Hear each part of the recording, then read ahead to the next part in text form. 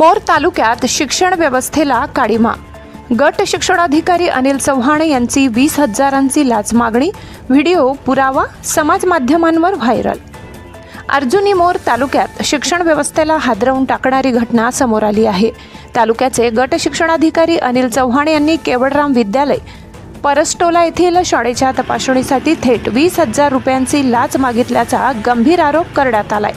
विशेष म्हणजे या संबंधीचा थेट व्हिडिओ पुरावाही उपलब्ध असून तो सध्या समाज माध्यमांवर मोठ्या प्रमाणात व्हायरल होत आहे। या प्रकरणात माजी शिक्षक राजू केवलराम मेश्राम आणि संबंधित शाळेचे प्रतिनिधी म्हणाले की गट शिक्षणाधिकारी अनिल चव्हाण यांनी तपासणीसाठी सुरुवातीला 25,000 रुपयांची मागणी केली होती। चर्चेनंतर ही रक्कम 20,000वर आली।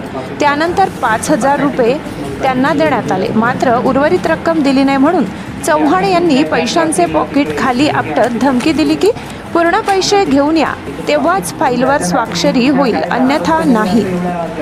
या प्रकारामुळे तालुक्यातील शिक्षक व शिक्षण सेवक आणि पालक वर्गामध्ये तीव्र संतापाची लाट उसळली आहे। अनेकांनी हा प्रकार शिक्षण खात्याच्या नात्यावरचा मोठा आघात असल्याचं सांगितलंय। या घटनेचा व्हिडिओ पुरावा सध्या लाचलुचपत प्रतिबंधक विभागाकडे सादर करण्याची प्रक्रिया सुरू असून संबंधित व्यक्तींकडून लेखी तक्रारही लवकरच दाखल केली जाणार असल्याची माहिती आहे।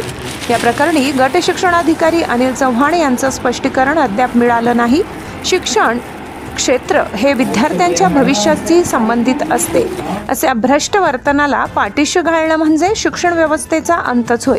त्वरित आणि कठोर कारवाई झाली पाहिजे, हीच समाजाची मागणी आहे।